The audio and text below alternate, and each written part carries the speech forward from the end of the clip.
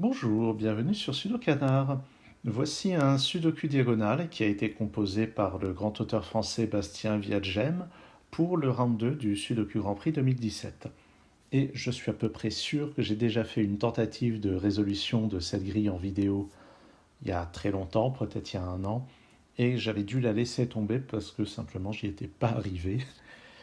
Et je me suis dit, tiens, je dois avoir progressé quand même depuis un an avec toutes les vidéos que j'ai faites et c'est l'occasion de retenter ça. La règle du sudoku diagonal, c'est les règles habituelles, sauf qu'en plus, les chiffres de 1 à 9 doivent être tous sur chacune des deux diagonales exactement une fois. Alors, comment est-ce qu'on va commencer ça? Alors, notez déjà la disposition assez incroyable des indices au début, ce qui veut dire que toute cette partie-là va falloir se débrouiller avec tout ce qu'on a.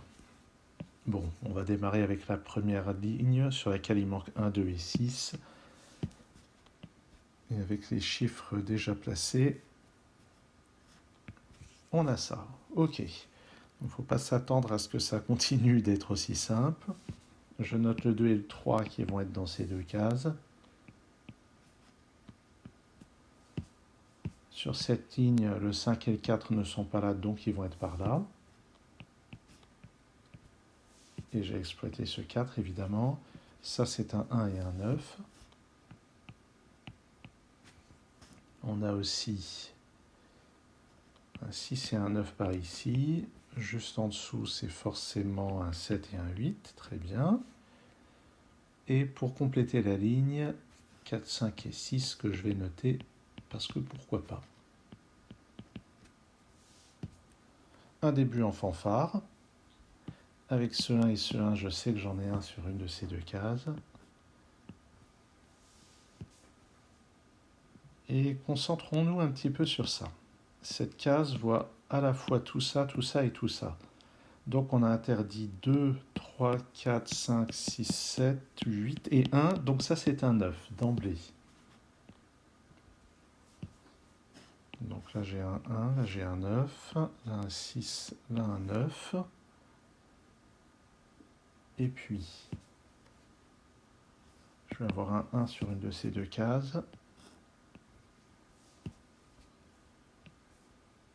Ça, 1, 2, 3, 4.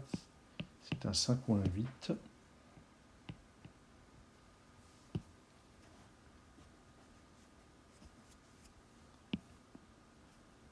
Sur cette ligne, il me manque 1, 2, 5 et 8. Ah bah ça c'est un 5 donc.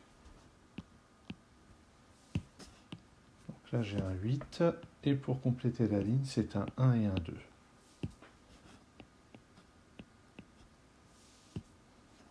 Bien. J'ai un 6 par là, il n'est pas sur la diagonale.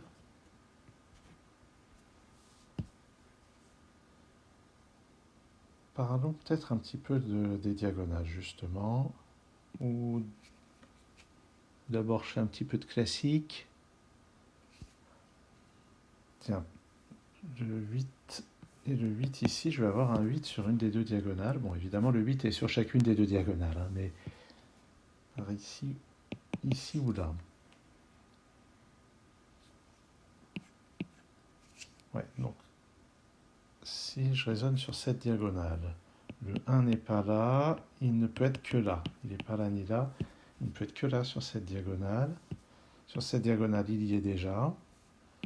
Donc il me manque donc 3, 4, 5 et 8 sur cette diagonale. 8, 8. Le 8 est donc là-dedans, donc il est là. Et les trois autres chiffres de la diagonale sont 3, 4 et 5.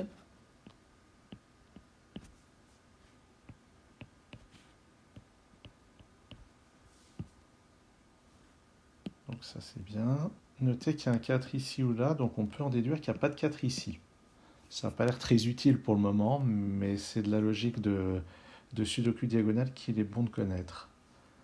Dans cette colonne, le 6 et le 8 sont dans ces deux cases.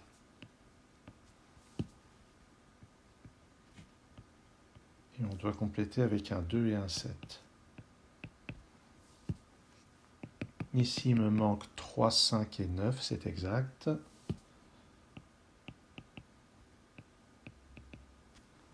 Et vous voyez que là, on a un triplet 3, 5, 9, ce qui fait que le 9 est forcément dans une de ces deux cases et que le chiffre qui est là va aussi être ici. Pour compléter la colonne, il me manque 2 et 7. Et je vais avoir un 9 parmi ces deux cases. C'est 3, 4, 5 et 9 par ici. Ce chiffre, c'est le même que celui-là. Et puis l'autre, plus 4 et 9 là-dedans. Sur cette colonne, il me manque 4, 6, 7 et 9. 6 et 9 ici, donc ça c'est 4 ou 7.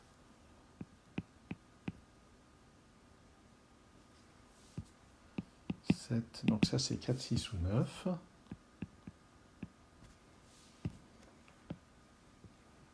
Sur cette diagonale, il me manque un 2, il n'est pas là-dedans, donc il est dans une de ces deux cases. Il me manque le 8 aussi, qui n'est pas là-dedans, donc le 8 est aussi, et d'après ça, il est là, et ça me donne le 2 ici. Donc je récupère ce 7, ce 2, ce 6, ce 8. Le 2 qui n'est pas là va être dans une de ces deux cases. Et il me manque sur la diagonale 3, 4 et 7. Donc j'ai un 3 là-dedans. 3 ou 4 ici. 3, 4 ou 7. Et puisque j'ai un 3 dans une de ces deux cases, je ne l'ai pas ici.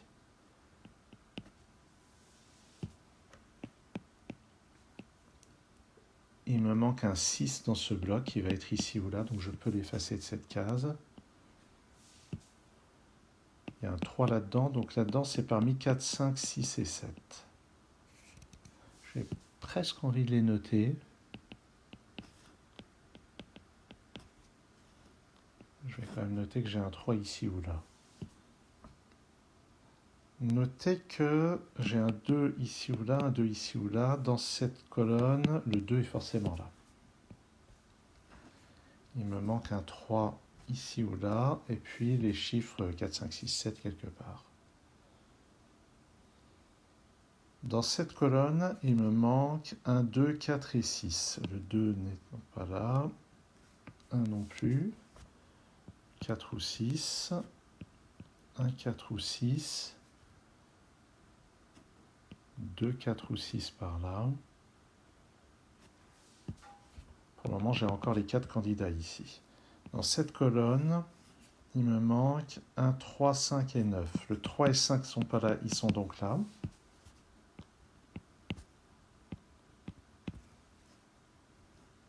Et puis 9 et 1. Ce qui me donne un 9 ici.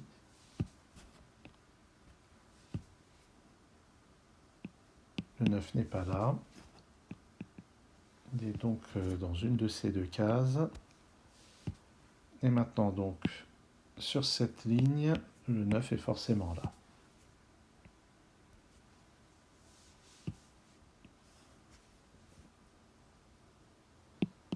Ça, c'est 2, 4 ou 6. Et dans cette colonne, le 1 est forcément là. Ce qui va me donner un 1 ici ou là.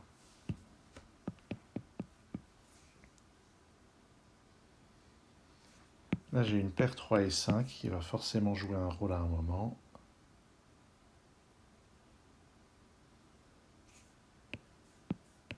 Alors, si on regarde la ligne, il me manque 1, 4, 7 et 9. Donc ici, c'est 1 ou 4. 4 ou 9 ici. 4, 7 ou 9 ici. Et notez qu'avec ce 7, ici, c'est 4, 6 ou 9. Et au moment où je plaçais ces choses-là, j'ai repéré un truc, c'était quoi? C'était quoi? Ah oui, c'était là.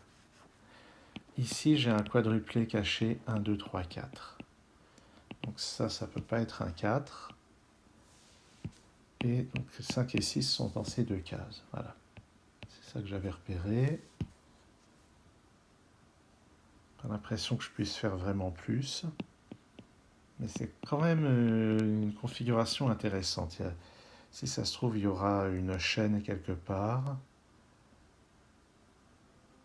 C'est quand même pas sûr.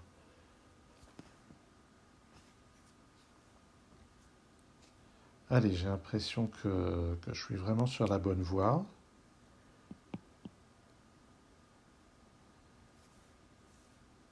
Donc dans cette colonne, on rappelle qu'on a 3 par là. Dans cette diagonale, je voulais dire. On a 7 ici ou là. Ce qui empêche d'avoir un 7 ici. Et ça pourrait être important. Mais je ne vois pas trop pourquoi pour le moment. Sur cette ligne, je ne sais pas quoi.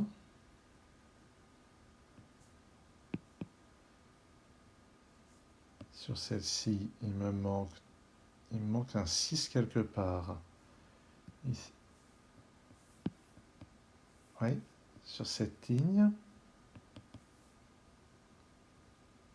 En fait, ah oui, le 6 est éliminé pour ça. Sur cette ligne, le 6 est par là, donc je n'ai pas de 6 ici. Je récupère ça et ça.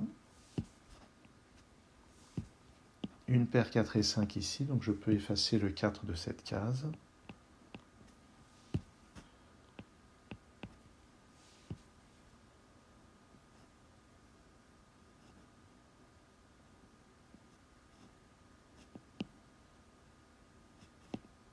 Bon.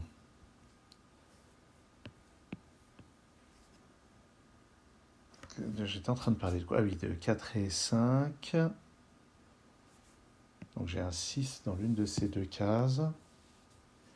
Mais si on regarde bien maintenant, dans ce bloc, le 6 est ici ou là, donc je n'ai pas de 6 ici, j'en ai un là.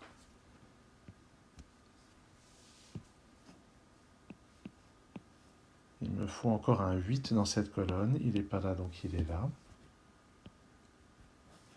Certainement qui était disponible depuis un petit moment en réalité. 1, 2, 3 ou 7, ça c'est pas un 2, donc c'est 1, 3 ou 7. Mais le 3 n'est pas disponible du fait de cette paire 3 et 5. Sur cette ligne, 3, 4, 5 et 7, à cause de ce 5, j'ai 3, 4 ou 7 ici.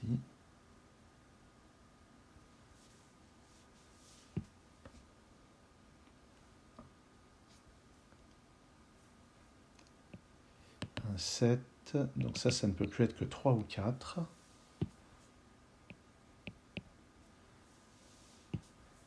3, 4, 6, 9 sur cette ligne, ça c'est 3, 4 ou 9. Donc là, j'ai complètement mis mes pencil marks. Et il me reste à repérer une triplée 3, 4, 5 sur cette ligne. En particulier, donc là, je peux effacer 4 et 5. Je peux effacer le 4 ici. J'ai aussi mon triplé 2, 6, 7. Mais ce que je note aussi, c'est que sur cette ligne, le 4 est ici ou là. Donc je peux effacer le 4 de cette case.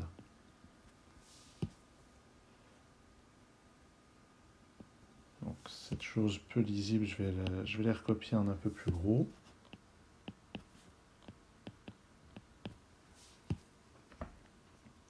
C'est tendu, hein?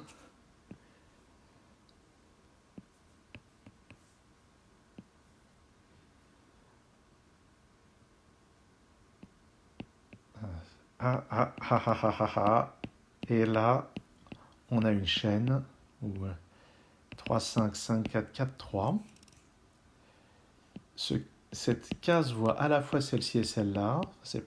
Comment ça s'appelle ça? Un X-ray wing, mais diagonale. Cette case voit à la fois celle-ci et celle-là. Si on a un 4, alors ça c'est un 3. Si on a un 5, alors ça c'est un 3. Donc j'ai de toute façon un 3 dans l'une de ces cases. Et je peux éliminer le 3 d'ici. Et quelque chose me dit que ça va avoir un impact assez important. Ouais. Ah ouais, il y a tout qui tombe. Absolument tout qui tombe. Voyons, ça par la diagonale, pas de 4 ici,